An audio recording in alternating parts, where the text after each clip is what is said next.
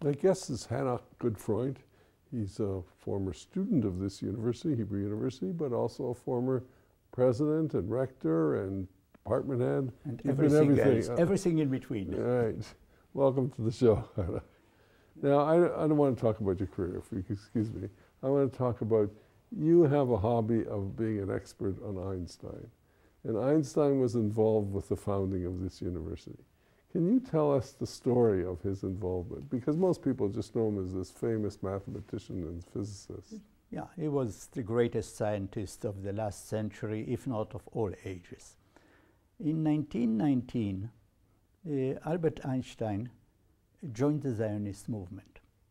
And the reason... How old was he when he joined? When he joined the Zionist movement, he was 40 years old. Oh, so quite old, actually. Oh, okay. Right. Not a young boy. No, and so he isn't some idealistic, dreaming teenager. And that has to do with something that not many people know about, and that is his Jewish identity. And his Jewish identity is something, is unique in the sense that he did not take it for granted. It is a result of a conscious decision of a man, 35 years old, who is very observant of the social and political situation of his environment and makes a decision. According to his own words, there was nothing to evoke his Jewish sentiments before he came back to Germany from Prague, from Switzerland, and then he encountered for the first time the phenomenon of anti-Semitism. Up until then, he had not experienced it. Till then, there were some childhood episodes, but nothing more than that. In what form, what kind of experience was it? This was a kind of experience mainly during World War I, and particularly immediately after the war. The Jews in Germany, and particularly Jews, Eastern Jews, who came to Germany seeking refuge from persecutions and pogroms in Russia, they were perceived as the scapegoat of all the problems of Germany. And Einstein was a man of great courage, was a man of moral standards. And on every occasion, he stood up on behalf of his fellow Jews. And he reached the conclusion that Jews coped better with anti-Semitism when they lived in a ghetto, because then they had a kind of social security. There was a social solidarity. It is much easier to cope with anti-Semitism as a group than as individuals after emancipation. So he thought that what the Jewish community should do is to re-establish a certain communal solidarity. He did not believe that religion could play that role, and that led him to the conclusion that Jewish nationality is a necessity. He joined the Zionist movement. So he joins the Zionist movement, but how does he get involved with the creation of exactly. The Hebrew University was already on the agenda of the Zionist movement. And Einstein's most prominent involvement in that movement was to render his already then prestige mondial to the idea of establishing a Hebrew University in Jerusalem, because he perceived this as an arena that was more important than statehood, as an arena on which the values, the ideals of Judaism, as he perceived the nature of Judaism, would flourish or would come to life in modern times.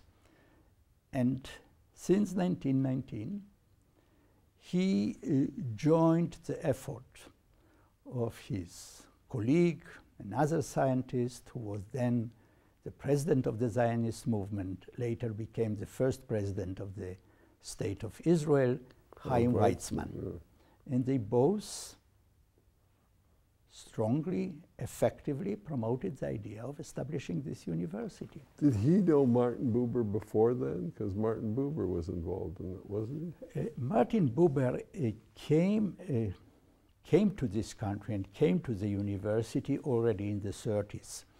Einstein was, even more than Martin Buber, depicted as the enemy of the people when the Nazis came to power. He had to leave Germany in 1932.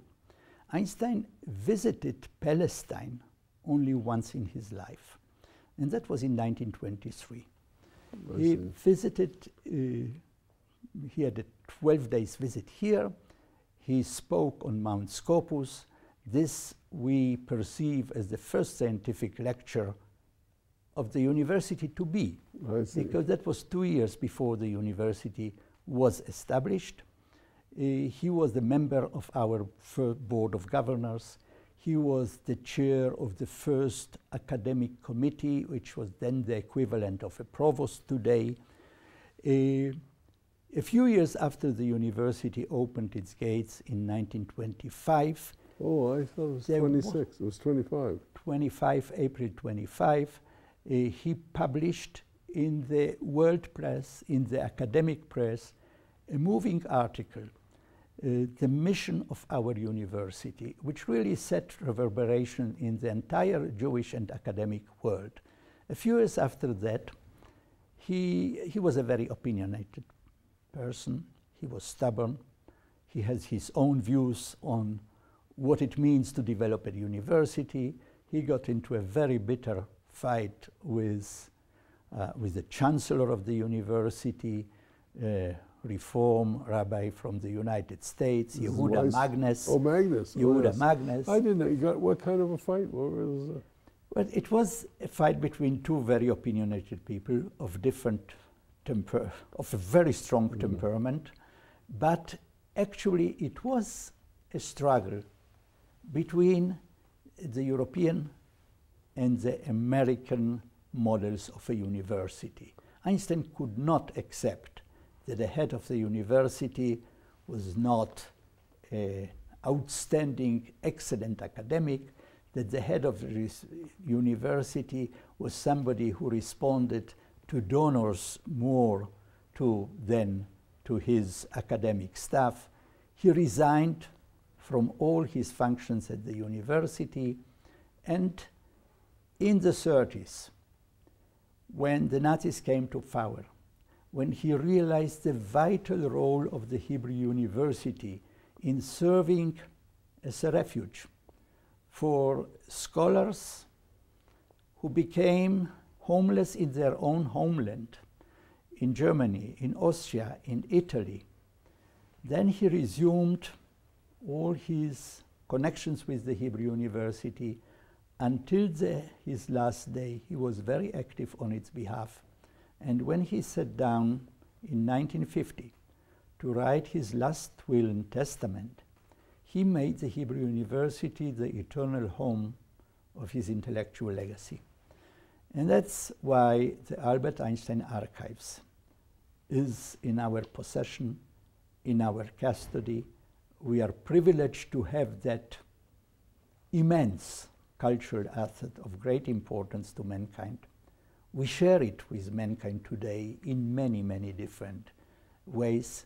This is a collection of documents, photographs, papers about Einstein, about his scientific activity, about his political involvement, about his personal life, about his Jewish identity.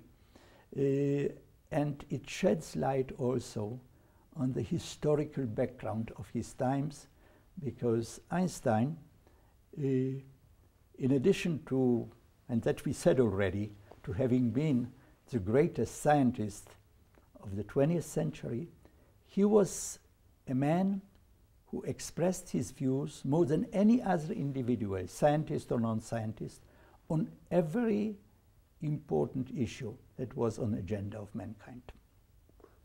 Hanoch, everybody knows about Einstein's contribution to science and mathematics and physics in many ways. But the story of his involvement with this university is important, as this university is, and I want to thank you for coming on the show and sharing your knowledge. I agree with you on that.